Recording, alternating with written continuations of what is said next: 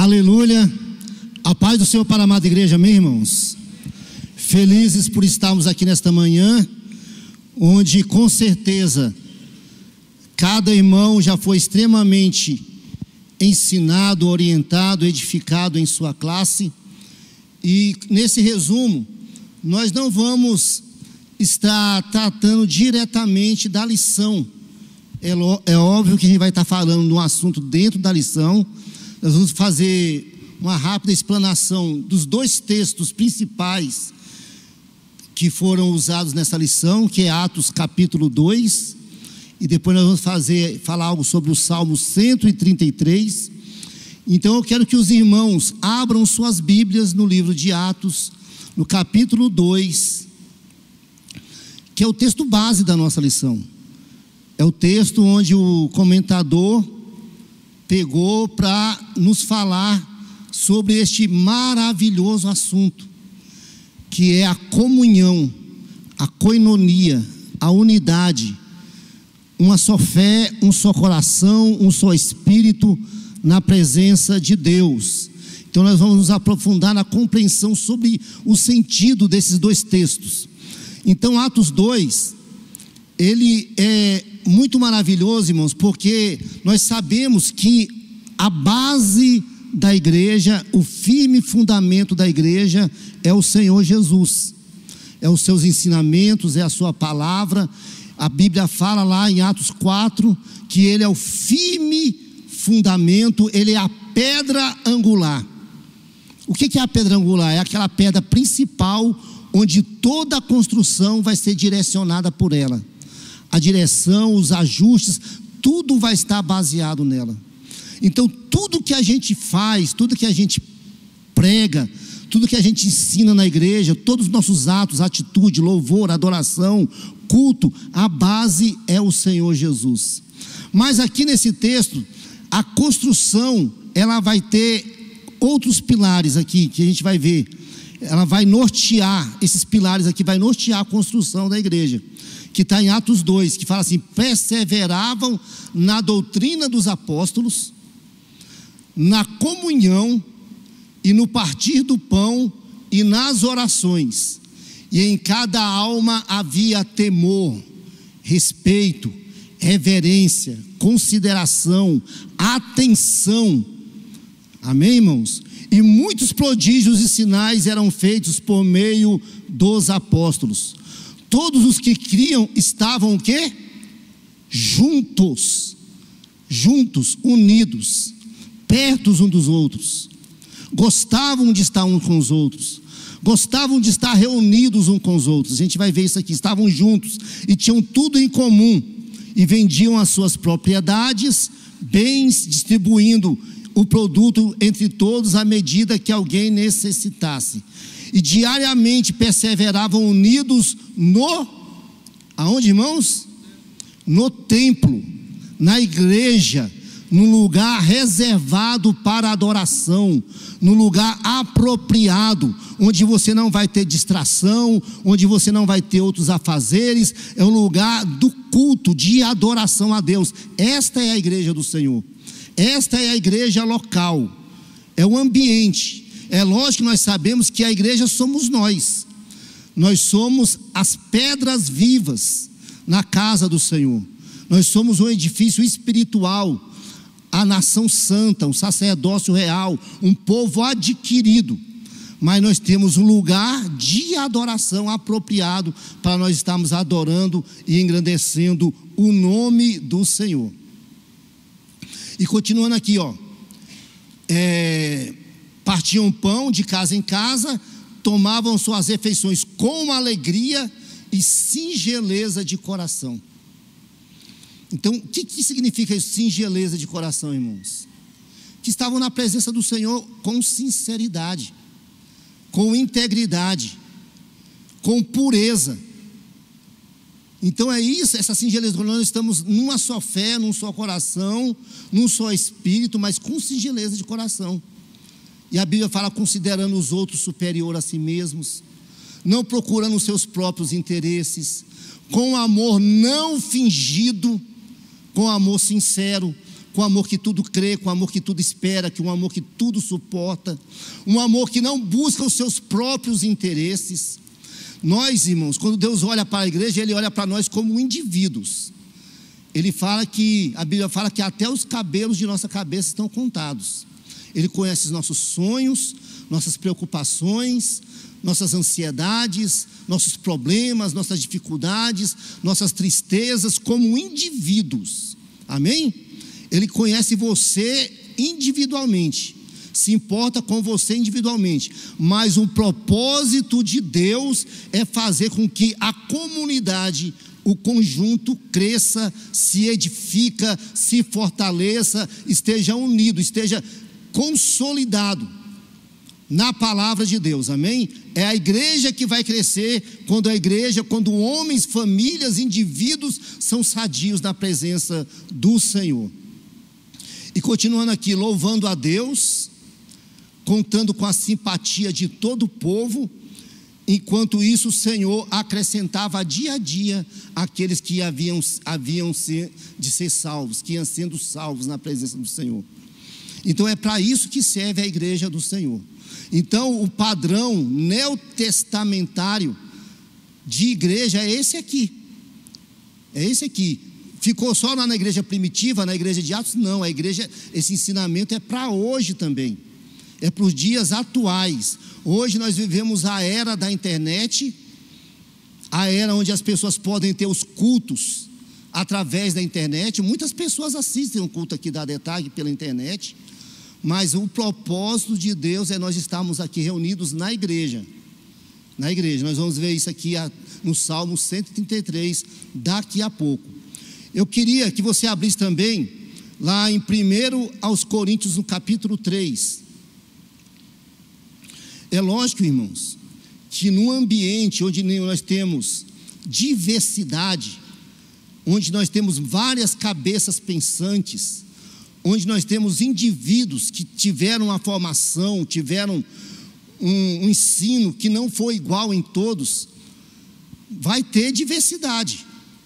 Mas o grande milagre da igreja é exatamente esse: é ter unidade no meio da diversidade. É ter unidade, um só coração, uma só fé, um só espírito no meio da diversidade.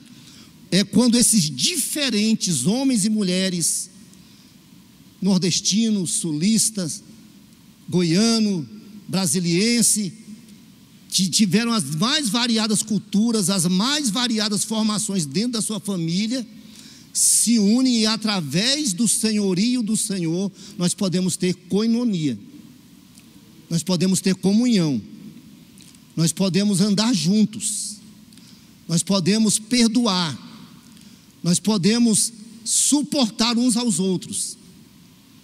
Que bom seria se a igreja fosse feita só de crente bonzinho, de crente que não tivesse problema, de crente que fosse uma seda, uma santa. É o sonho de todo pastor. Mas no meio da igreja tem pessoas difíceis, pessoas dificultosas, pessoas trabalhosas também. E nós temos que conviver com essas pessoas, amar essas pessoas e pedir que a palavra de Deus transforme essas pessoas. A gente viu aqui no versículo 42 que a base de tudo que nós vamos fazer é a palavra de Deus. É a palavra. Tudo. Jesus, quando fala a doutrina dos apóstolos, o que é a doutrina dos apóstolos? É tudo aquilo que Jesus ensinou para eles. Tudo aquilo que Jesus ensinou através de ações, atitudes, atos, olhares, comportamento, ações e reações de Cristo. Eles viam que Jesus orava, eles viam que Jesus era paciente, eles viam que Jesus era longânimo, eles viam que Jesus era bondoso, eles viam através das atitudes de Jesus que Jesus acolhia todas as pessoas. Eles viam através de atos, ações e reações que Jesus não fazia discriminações de pessoas, que Jesus gostava de estar no meio das pessoas, se fossem eles líderes religiosos, fossem eles pecadores e publicanos. Jesus gostava de estar no meio deles. Jesus ia em casamento, Jesus comia, Jesus bebia, Jesus festejava junto com ele, e através tudo disso no ambiente de quê? De santidade, de pureza, de louvor e engrandecimento ao nome do Senhor. É a palavra de Deus. Por isso Jesus é o nosso firme fundamento. Jesus, ele era um homem de oração. Observe que Jesus, que certa feita, os discípulos perguntaram a Jesus assim: Senhor, ensina-nos a orar. Eles não perguntaram: Jesus, como é que eu vou ser um grande pregador? Como é que eu vou ensinar? Como é que eu vou operar milagres? Jesus, ensina-me a orar, porque eles entenderam e viram na vida de Jesus que a base do ministério, da vida de Jesus, era a oração. Era a oração. Amém, irmãos? Então tudo isso a gente vai ver aqui nesse texto. Então a base da construção da igreja são esses pilares. É a doutrina, é a palavra de Deus, é a vida de oração, é o partir do pão, é a comunhão, a koinonia, é a santa ceia do Senhor. O momento mais solene na vida do crente, irmãos, é o culto. É quando você vem aqui na casa do Senhor para adorar, para cultuar, onde você larga tudo que você está fazendo e você volta o seu coração, a sua mente, a sua alma e o seu espírito em louvor, em adoração a Deus. É o momento mais importante, é quando você está aqui na casa do Senhor, cultuando a Deus. Então hoje nós vivemos na época da internet e temos os desigrejados. Quem já ouviu falar aqui em desigrejados? Que acha que pode ser crente e servir a Deus dentro da sua casa. É possível isso, irmãos? Não é possível. Porque é na comunhão, é na convivência, é nos relacionamentos que a gente aprende a amar, a perdoar, a crescer, a sermos parecidos com Cristo, a sermos iguais a Jesus, a termos as mesmas atitudes de Cristo. É na nossa comunhão diária aqui na igreja. Você não consegue, o desigrejado, ele pode participar de ceia? Como ele vai participar de uma ceia, que é um momento de comunhão, partir do pão, se ele é sozinho, só ele lá na casa dele? Não, ele pode se auto-batizar, o desigrejado, se auto-batizar? Não, tudo isso é feito e acontece dentro do contexto de igreja, local, de comunhão na presença do Senhor. E aqui Atos 3, nos versículos... 1 Coríntios capítulo 3, a gente vai ver que Paulo, ele ensina aos coríntios assim, a partir do verso 3: porque se há ciúmes e briga entre vocês, será que isso não mostra que vocês são carnais e andam segundo as paixões humanas? Quando alguém diz, eu sou de Paulo, e outro diz, eu sou de Apolo, não é evidente que vocês andam segundo os padrões humanos? Quem é Paulo? Quem é Apolo? São servos por meio de quem vocês crerem, e isso conforme o Senhor concedeu a cada um. Eu plantei, Apolo regou, mas o crescimento veio de quem, irmãos? De Deus. De modo que nem o que planta é alguma coisa, nem o que rega, mas Deus quem dá o crescimento. Então tudo que eu repito mais uma vez, tudo que a gente faz aqui na igreja, irmãos, é para glorificar o nome do Senhor. O centro é Jesus, o alvo é Jesus, a honra é para Jesus, a glória é para Jesus. Tudo é por meio dele, através dele e para ele. Todo louvor, toda exaltação, toda a glória é para ele. E aqui nesse contexto que eles falam que eles conviviam, estavam juntos diariamente, igual a nossa igreja aqui, a nossa igreja, para a honra e glória do Senhor, nós temos uma igreja extremamente abençoada, que nós podemos dizer que é uma igreja grande, sim ou não? É uma igreja grande, mas não adianta ser apenas uma igreja grande, nós queremos que a nossa igreja seja uma grande igreja, através de quê? De ter nela vidas, pessoas transformadas pelo poder do Evangelho. O Evangelho que é o poder de Deus para transformar o mais vil pecador numa nova criatura. Aqui na igreja nós queremos pessoas libertas pelo poder do sangue de Jesus. Aqui na igreja nós queremos pessoas transformadas pelo poder da palavra de Deus. Pessoas convertidas, santificadas, transformadas, moldadas pelo poder da palavra de Deus. É isso que significa ser uma grande igreja. E é lógico que no contexto de uma grande igreja a gente não vai conseguir conviver com todo mundo. Nem o pastor Gilson vai conseguir conviver com todo mundo. Ele já até comentou aqui, eu nem tento saber o nome de todo mundo. Ele fala que no dia a dia dele ele encontra com pessoas que é da igreja, mas muitas vezes ele nem sabe que é da igreja, porque nós temos uma igreja grande. É por isso que existe o quê? Os pequenos grupos de convivência dentro da igreja. Por que a nossa mocidade é abençoada? Porque nós temos os grudes. Eles se reúnem semanalmente em vários grupos, em vários lugares da cidade, em várias casas, e ali é um grupo de convivência, onde eles se aprofundam nos relacionamentos, se conhecem, convivem, conversam, brincam, se divertem, saem para lanchar, saem para ir no cinema, tem uma convivência, isso é koinonia. Nós temos os bem casados aqui dentro da igreja também. Reunimos-nos uma vez por mês e ali nesses pequenos grupos nós nos brincamos, conversamos, lanchamos, ouvimos a palavra de Deus e desenvolvemos o quê? Relacionamentos dentro daquele grupo, que não seria possível na igreja toda. Todas as quartas-feiras nós temos os ensaios dos homens de Deus. E nesse ensaio a gente conversa, a gente ora, a gente canta, a gente louva.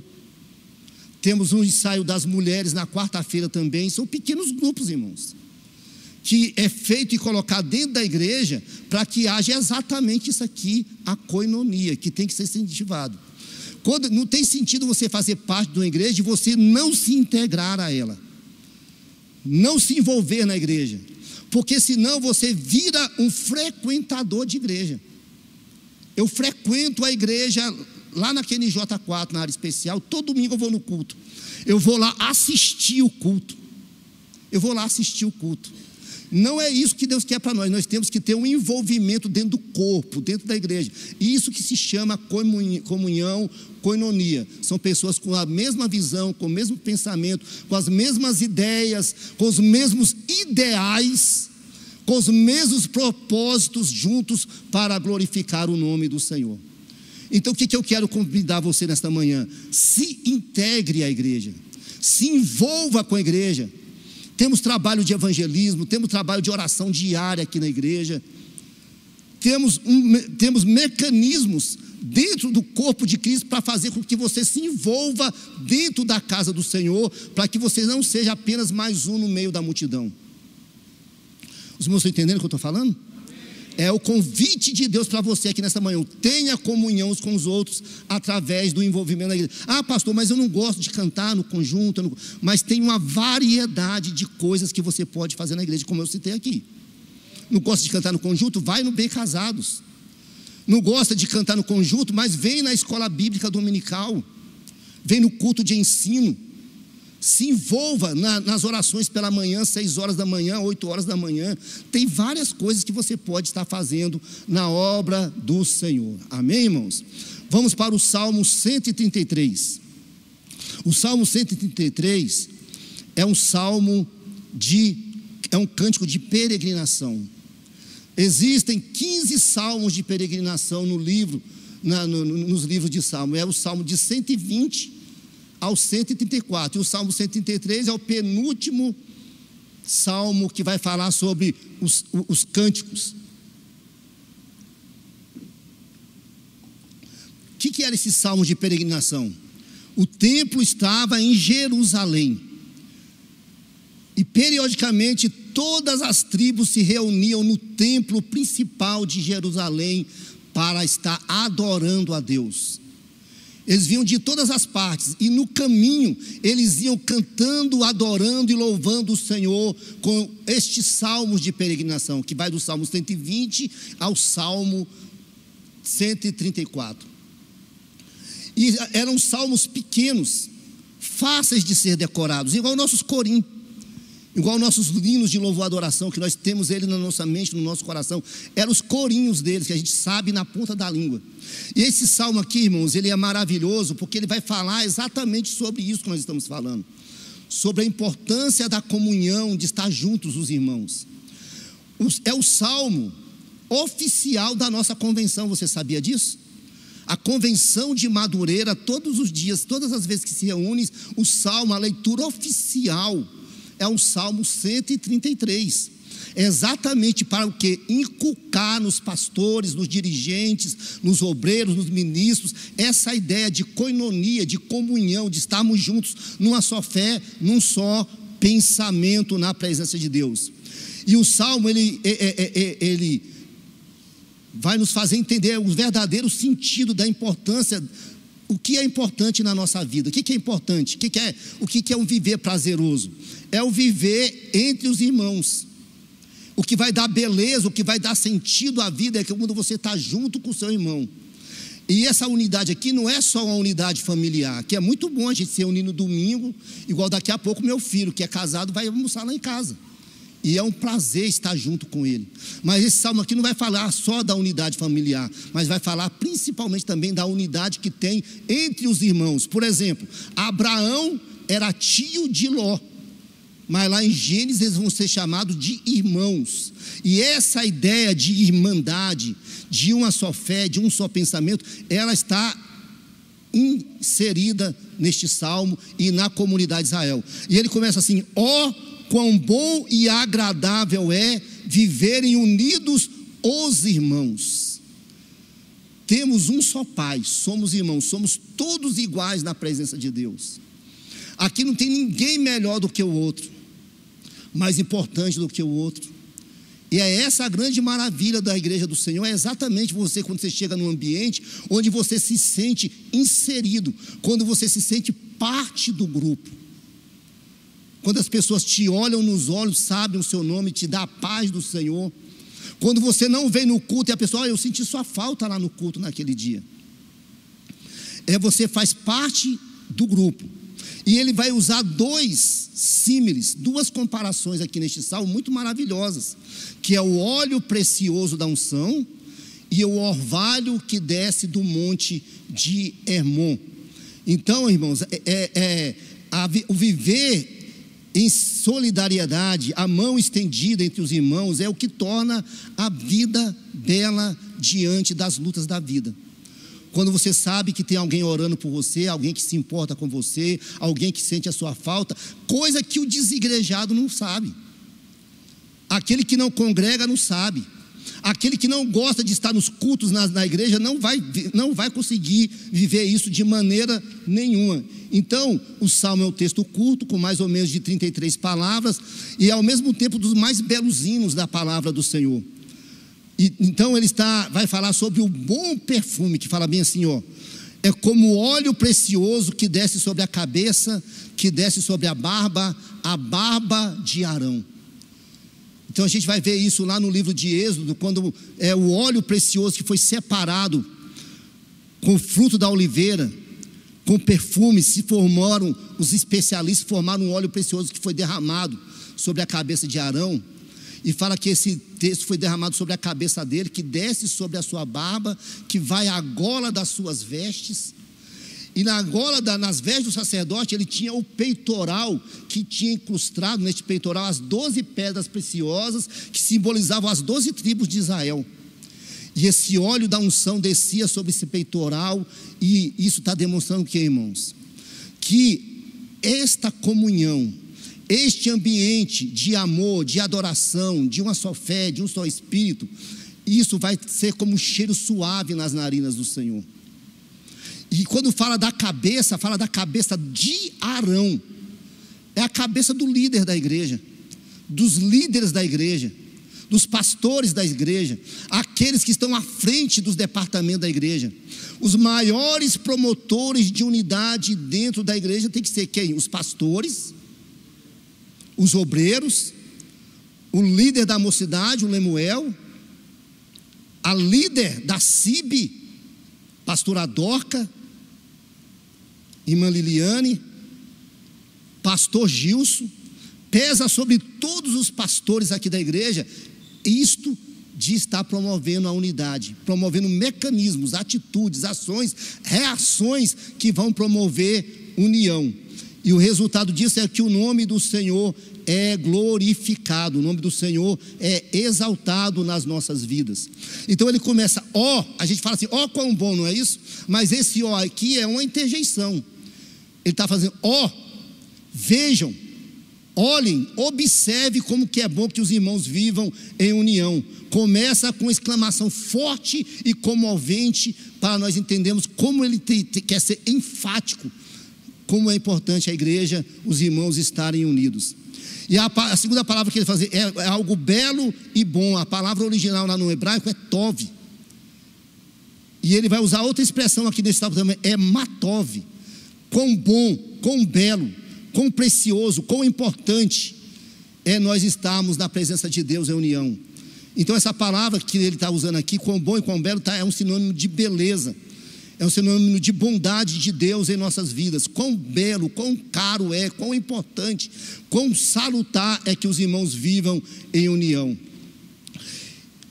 Nós falamos aqui também, irmãos, sobre esse salmo, que é um salmo de subida, é um salmo que eles iam cantando, é um salmo que a gente vai ver que são salmos cultos, fáceis de serem guardados na memória, possuem um conteúdo teológico simples, não é uma coisa muito elaborada, que você precisa ser teólogo para entender, não, é algo que você precisa praticar, que você precisa de pôr em prática na sua vida diária, nas suas devoções diárias, na sua convivência diária, na presença do Senhor. E o nome usado aqui nesse salmo é Iavé, é o tetragrama Iavé, onde mostra o senhorio do Senhor no meio da igreja.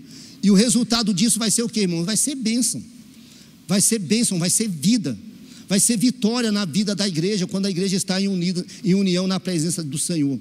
O outro aspecto aqui que a gente vai ver aqui é o orvalho de Hermon. É o orvalho de Hermon. Na bênção, quando Jacó foi dar a bênção sobre os seus filhos, ele usou essa palavra, que os orvalhos do Senhor. Então o orvalho de Hermon, o Hermon era um monte que estava lá no norte de Israel, que tinha mais ou menos 2.800 metros, e lá no cume deste monte era cheio de neve, cheio de gelo. E a gente sabe que a nação de Israel, ele estava numa região árida, uma região seca, e era o orvalho que descia do Hermon que regava toda a terra. Esse orvalho fazia com que as plantações se tornassem úmidas, que se tornasse um ambiente propício para que se crescessem as árvores, as hortaliças, as frutas. E a mesma coisa é na nossa vida. A nossa vida, irmão, muitas vezes nós passamos por momentos áridos, difíceis, de luta. A vida do crente é de luta. A vida do crente é de desafios. A vida do crente é de vencer gigantes, de vencer muralhas. Mas quando o orvalho do Senhor, que nós adquirimos através de uma boa convivência, através de comunhão, através de estarmos juntos adorando e louvando o nome do Senhor, isto vem esse refrigério sobre nossas vidas. É esse orvalho que traz o crescimento. A igreja, irmãos, é um lugar terapêutico, é um lugar de cura, é um lugar de transformações. As pessoas podem chegar. Quantas vezes você chegou aqui na igreja triste, chateado, angustiado, e no decorrer do culto, através dos louvores, através da adoração, através da palavra de Deus, você foi recebendo o refrigério de Deus, e quando termina o culto, você nem se lembra mais que você chegou aqui triste.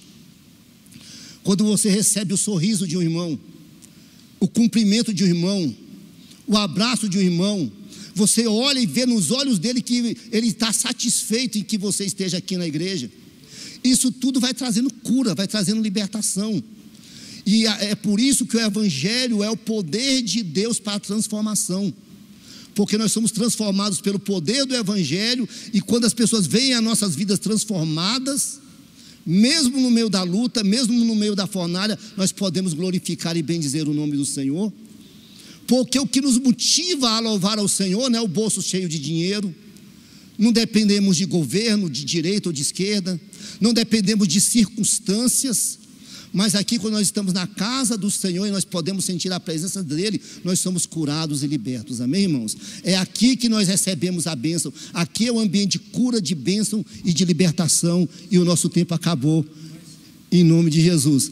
E só para concluir aqui, irmãos, esse vigor vital que nós recebemos da parte do Senhor é através da ação do Espírito Santo de Deus. Eu não posso simplesmente dizer assim: a partir de hoje eu vou amar o meu irmão. Porque, igual nós falamos aqui no início, aqui tem pessoas diferentes. Mas é absurdo você muitas vezes ouvir alguém dizer e falar assim: eu não vou com a cara do fulano. Como é que um crente pode dizer e falar assim: eu não vou com a cara de alguém? Porque não é convertido. Porque não é transformado pelo poder da palavra de Deus. Eu não gosto do jeito do fulano. Então, quando você é inserido dentro desse contexto de comunhão, de koinonia, de amor, você suporta, você releva, você perdoa, você não é maledicente, você não é fofoqueiro. É só nesse ambiente onde o Espírito Santo de Deus te capacita. Porque de nós mesmos nós somos maus, nós somos egoístas. No pirão, a nossa, tem que ser o nosso pirão primeiro. Quando tiver pouca farinha, o nosso pirão tem que ser primeiro. Nós somos por natureza egoístas. Mas quando nós recebemos o poder transformador do Espírito Santo de Deus, o grande milagre da igreja é exatamente esse. É o poder do Espírito Santo transformando corações duros em corações quebrantados. É transformando pessoas egoístas que aprendem a partilhar. Foi isso que a gente viu na igreja. Outro ponto interessante que eu não tive tempo de falar aqui, que é muito falado, que quando eles falavam que partilhavam os bens, é obrigado você partilhar e vender suas casas? Não, a igreja, em nenhum momento. Tem pessoas, os comunistas falam: olha o comunismo aí, ó, que você tem que vender tudo para todo mundo ser igual. Não é isso que a igreja está falando. Tanto é que Pedro falou para Ananias e Safira: você não é obrigado a vender, você não era obrigado a vender a sua herdade para oferecer na igreja. Não é obrigado. Mas o que a Bíblia ensina? Nós sermos generosos na obra do Senhor. Sermos ofertantes na casa do Senhor. Darmos e doarmos com liberalidade para que não falte mantimento na casa do Senhor. É quando a gente traz o mantimento ali para a Santa Ceia. Quando você é dizimista, quando você é ofertante, é para que não haja falta na casa do Senhor. É quando pessoas que estão passando por dificuldades é ajudado. E isso que é maravilhoso na casa do Senhor. É essa comunhão, é essa generosidade que tinha na igreja e que tem que haver no nosso meio também. A gente estava comentando aqui, pastor, que a sede é diferente, porque ela é uma igreja sede, é uma igreja grande, mas ela também é uma igreja local.